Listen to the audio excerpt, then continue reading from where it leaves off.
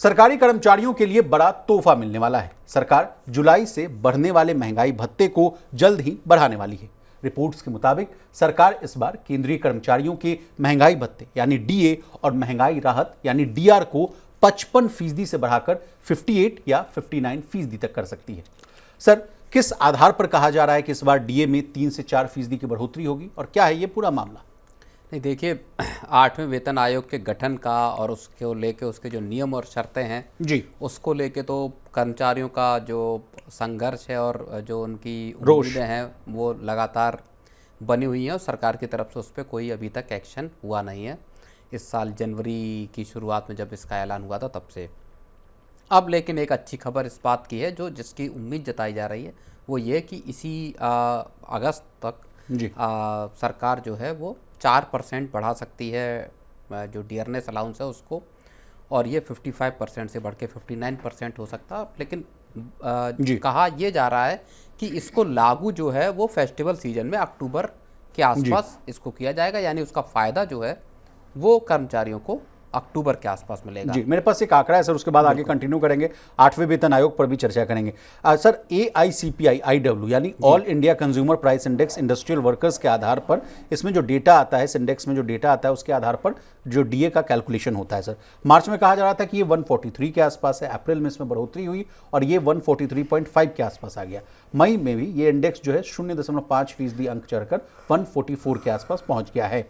अब कहा जा रहा है सर, जून वाला आंकड़ा थोड़े देर में आता है, तो जून में कहा जा रहा है कि आंकड़ा बढ़कर 144.5 तक पहुंचता है तो 12 महीनों का अगर औसत है तो वो करीब 144.17 हो जाएगा।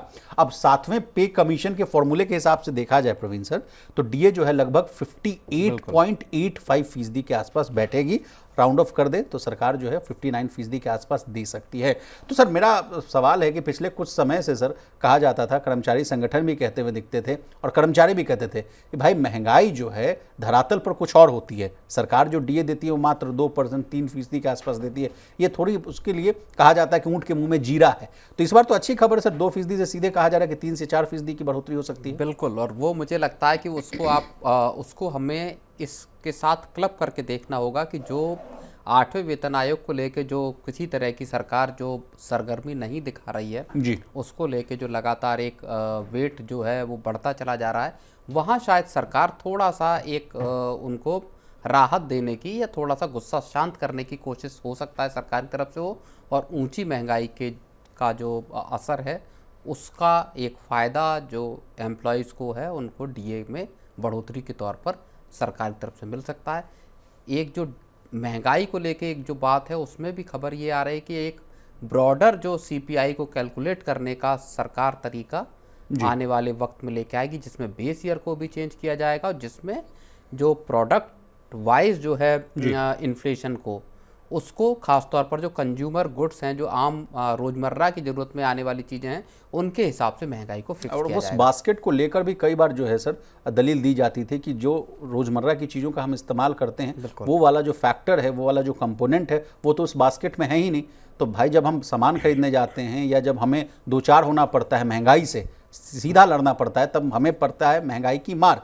और सरकार कहती है कि महंगाई तो बहुत कम है, 3% से नीचे आ गई है, कहा जा रहा है कि 2% के आसपास भी रह सकती है। तो इसमें एक डिस्पैरिटी है सर, उसको लेकर कई इकोनॉमिस्ट भी चर्चा करते हुए नजर आ रहे हैं। जैसा कि आपने ठीक कहा कि बेस ईयर वाला जो है 2011-12 को भी रिवाइज करने की ज़रूरत है, क्योंकि बहुत दिन, एक दशक बीत गया है सर, उसके बाद भी उसको रिवाइज करने की जरूरत है। लेकिन सर अब इस पिक्चर में उसमें अर्बन और रूरल महंगाई के बीच में भी जो गैप है उसको भी नापा जाएगा। उसमें प्रोडक्ट वाइज, चाहे टूथपेस्ट हो या आपके फुटवेयर हो या अपैरल हो, इनमें अभी तक क्या था, ग्रुप बने हुए थे, उसके अंदर डाला हुआ था। अब सरकार उनको प्रोडक्ट वाइज उनकी इन्फ्लेशन को चेक करेगी, रूरल और अर्बन के बीच में महंगाई को देखेगी, स्टेट्स में महंगाई किस तरह से वेरी कर रही है ये भी देखेगी बात। उसको देखा जाएगा, और इन सभी डेटा को जब कंपाइल किया जाएगा तो उसके आधार पर सरकार को देखिए पॉलिसी बनाने में मदद मिलेगी। जी, एक मनी सेंटर में हम लोगों ने इस खबर पर चर्चा भी की थी सर।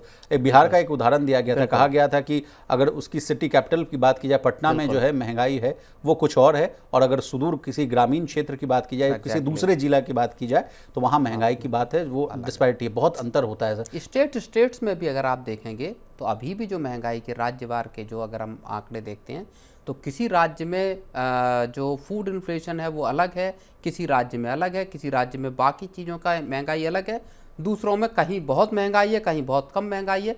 वो जो एक गैप है उसको देखिए आप सप्लाई चेन को दुरुस्त करके वो फिल कर सकते हैं। अगर आपके पास डेटा बिल्कुल ग्रैन्युलर फॉर्म में, बिल्कुल महीन बारीक तौर पर अगर आपके पास डेटा आता है तो पूरे देश की जो व्यवस्था है, जो अर्थतंत्र है, उसको समझने में सरकार को मदद मिल सकती है।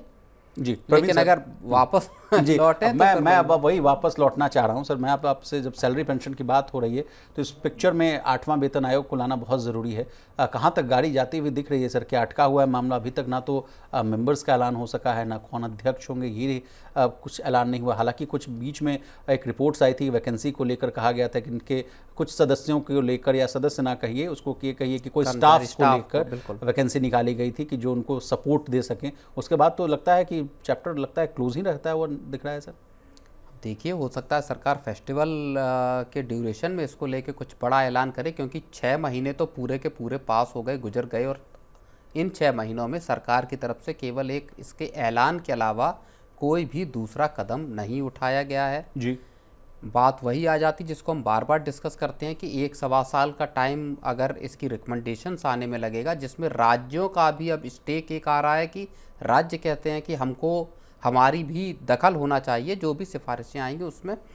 तो अब राज्यों की बात सुनी जाएगी, फिर जो रिकमेंडेशंस हैं वो आएंगी, उसके बाद तो वो प्रक्रिया इतनी लंबी है अभी उसमें कि इसको लागू करते करते या इसको सरकार की तरफ से मंजूर होते होते मुझे लगता है 1-1.25 साल का वक्त और लग जाएगा। जबकि कहा जा रहा है सर कि 1 जनवरी 2026 से इसको इम्प्लीमेंट कर देना, तो क्या फिर वो एरियर वाला मामला भी देखने को मिलेगा? बिल्कुल, फिर सरकार के खजाने पर ही इसका बोझ बढ़ेगा, क्योंकि सरकार को ये पैसा एक साथ एरियर के तौर पर चुकाना होगा। जी जी। मनी9 लाया है मेंबरशिप प्रोग्राम मनी9 प्राइम। अब आपके दिमाग में कई सारे सवाल होंगे, मसलन आखिर क्या है ये मनी9 प्राइम, आपके लिए यानी दर्शकों के लिए इसके क्या फायदे हैं, और एक बड़ा सवाल ये कि मनी9 प्राइम से आखिर जुड़ना कैसे है। तो इसकी पूरी जानकारी हम आपको देने जा रहे हैं। मनी9 प्राइम में 3 प्लान होंगे, इकोनॉमी, स्टैंडर्ड और VIP। तो फटाफट ज्वाइन कीजिए YouTube पर मनी9 प्राइम। ज्वाइन करने के लिए मनी9 के YouTube पेज पर जाइए, होम पेज पर मिलेगा ज्वाइन बटन, इसे क्लिक करें, अपनी पसंद का प्लान चुनें और बस हो गया, अब आप रहेंगे सबसे आगे।